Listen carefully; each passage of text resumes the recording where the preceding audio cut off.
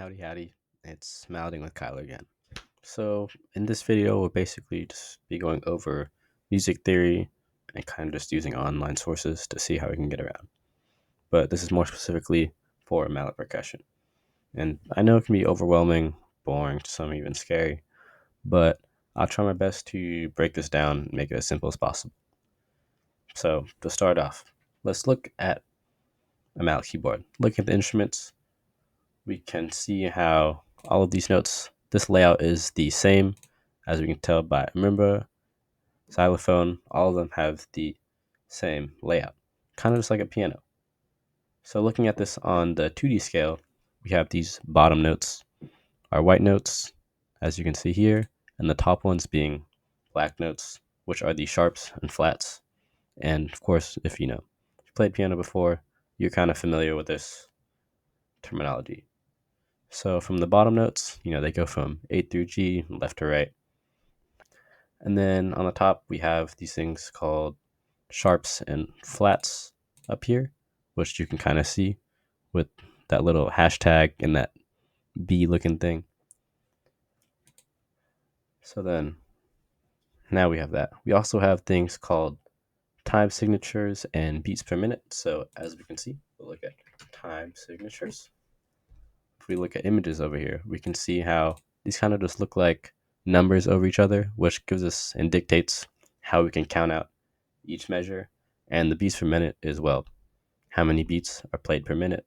This can help control how fast or slow you'll be counting and playing. But always remember to use a metronome as you practice, which will help click out the beats and help you stay on time when practicing. So now that we know that, reading these notes on paper can be kind of troublesome, and knowing all this music theory can be overwhelming, and you kind of just don't know where to go for it. So some resources that I like to use and suggest that I'll also link in the description is musictheory.net. So I've used this to, take lessons. I haven't referred to this as much, but kind of helps explain to you the basics of different terminology. It even gives you exercises to practice what you do.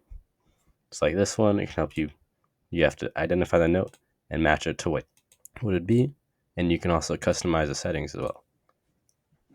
And then another one that I looked as well was actually Vic Firth, which is a popular company where you can go to the education portion, and there's plenty of resources that can vary from, marching percussion, mallet percussion, drumming, rhythm, rudiments, and whatnot. All right, to keep it moving, just make sure you don't feel like you have to have a perfect understanding of everything, just because no one has a perfect understanding of everything, and especially hard early on when it feels like there's so many different things that you can try to pick up, and you're kind of bouncing around from one topic to another. So now that we have that, let's look at what octaves are. When the note repeats itself, like it's lower or higher, like I mentioned the notes, A through G. So yeah, if we look over here, we see how we can have a B all the way over here, another B over there. While on the paper or on the staff, you can see how it's a B, there's another B up here. So we can see how that's one octave apart. And then if we see a third one all the way over here, if we compare the one on the far left to the far right, that's two octaves apart. It's pretty simple concept to pick up, but it's something to keep in mind.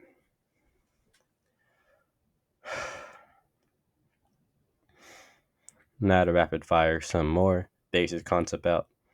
Don't worry about it too much. You'll pick these up as you go. But just to start off, what are what we call dynamics in music?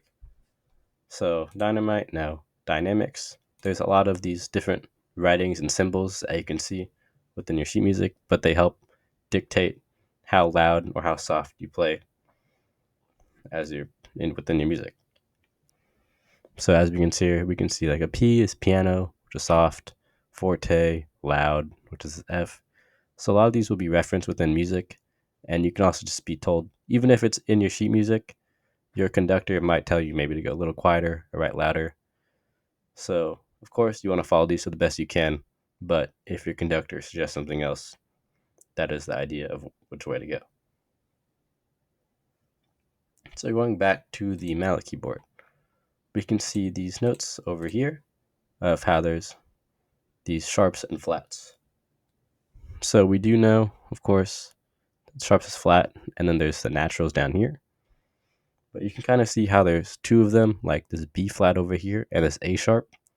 You might be wondering, why is there two notes on the same bar? But in reality, they're actually just the same note, but can be written differently. So if someone says an A sharp, you can also think of it as a B flat. So now that we know these notes, we can think of scales in music.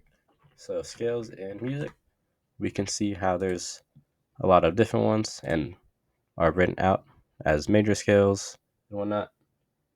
So it kind of just tells you of what the sequence of the notes we're going to play, using different flats, sharps, and naturals. And these play a bigger role than some may think, just because these help control the sound of the music. That's a lot, huh?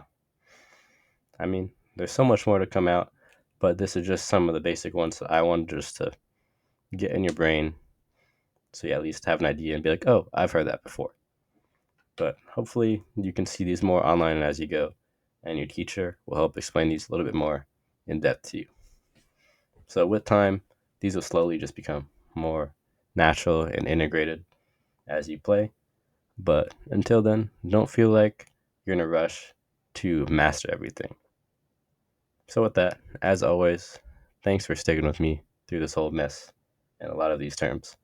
So if you have any more questions, drop it down in the comments. And of course, hit that subscribe button and don't forget the bell for any future videos. I'll see you later.